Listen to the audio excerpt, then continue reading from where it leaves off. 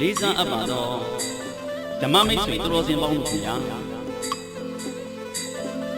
မြတ်စွာဘုရားကြီးဟောကြားတော်မူခဲ့တဲ့အာသေဝနာစဘာလာနံပဏိတာနိစသေဝနာ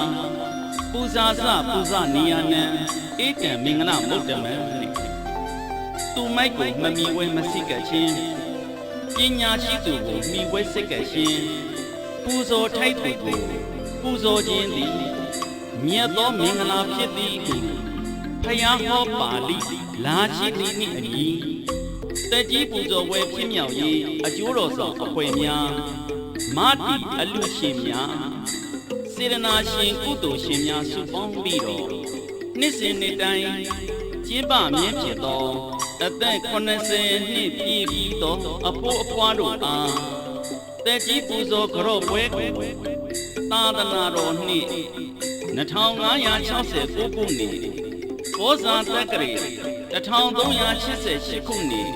ကစုံလာဇန်2ရက်နေ့18ရက်4လ2026ခုတောက်ကြနေ့မြန်မာနေ့စံ1ရက်နေ့တွင်ကျင်းပပြုလုပ်သွားမည်ဖြစ်ပါသောကြောင့်